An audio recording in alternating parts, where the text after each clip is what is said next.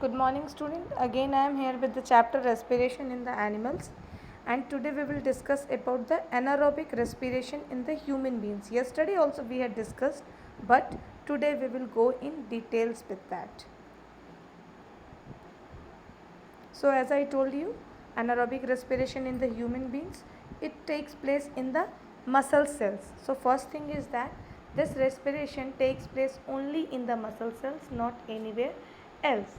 What happens when we do a heavy exercise during that time, or a heavy physical, tough or strenuous physical work, then our body needs a lots of energy. So due to that, you will find that the breathing rate also increases. So breathing rate of the body increases because the body demands for the lots of oxygen, but each and every cell is not able to get the sufficient oxygen.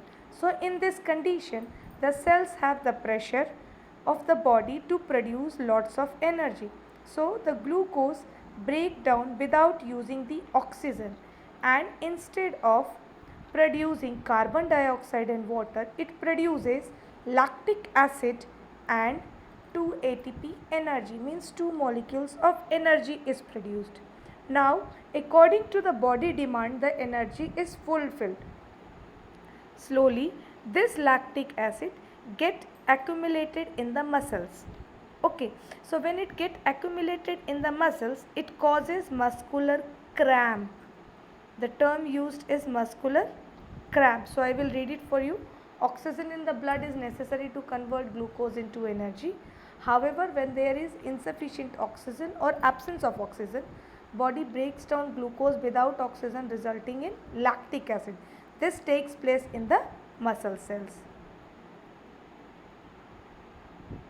So this lactic acid, when get accumulated in the muscles, it causes the muscular cramp and muscles feel sore or tired. So how to get rid of, the ways of getting rid of the muscular cramps are stretch and massage the muscles so that the blood circulation will increase, and again it will get the oxygen for proper breaking down, or take a warm shower or bath to relax the muscles. So in both the condition, the circulation of the blood will increase and the person will get rid from the muscular cramp. Now the next we will study about the mechanism of breathing, that is inhalation and exhalation. What happens to the body that time? So when we do the inhalation, air moves inside. This is the first thing happens. The air moves inside the body.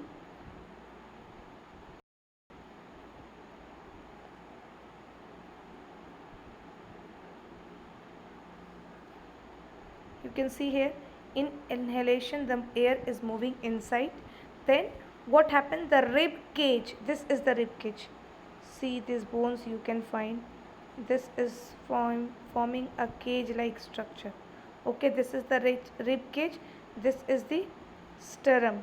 This is the sternum bone in between. Okay, so the rib cage expand and the ribs muscles contract inside it. So the muscles contract but the cage expand, and the volume of the lungs increases to take inside more and more air.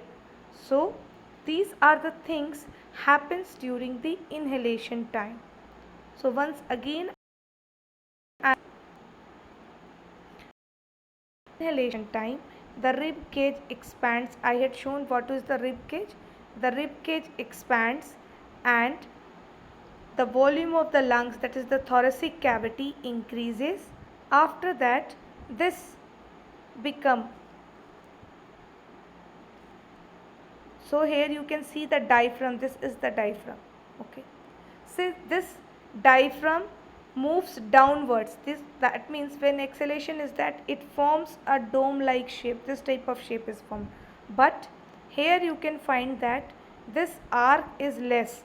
Okay, so it is moving downwards. Okay, it is not very much arc shape. You can see here that it is not very much in the arc shape. So this diaphragm moves downward. So these are the things happens during the inhalation time. Now if we see the exhalation time, in the exhalation time, what happens? This air moves out, one thing, air is moving out, then the rib cage gets smaller and the muscles get relaxed. So it is, this rib cage is contracted, this you can see here, the rib cage is contracting here. Okay, so contraction of rib cage is taking, the volume of the thoracic muscles will reduce because it have to push the air out, so it have to contract, and the diaphragm, you can see the diaphragm become the dome shape. This is the dome shape. So the diaphragm become very much arc shape and dome shape, and the volume of thoracic cavity decreases. So this is the mechanism for inhaling and exhaling. So here you can get difference also by the diagram. So same thing once again I am explaining with one more diagram. Here you can see this diagram. So same thing is happening here also. See, the rib cage moves upward and out. After that, the diaphragm contracts down and move. Pressure in the lungs decreases and air rushes inside thoracic cavity increases. So the volume of the thoracic cavity, this will increase. Now when we see the exhalation, the rib cage move downwards, diaphragm relaxed, and the pressure in the lungs increases, which will push the air outside. Okay, and the diaphragm cavity also increases, this the arc, the dome shape also increases. So this is the difference between the mechanism of inhalation and exhalation. So let it this much for today. In the next class we will discuss about the next topic.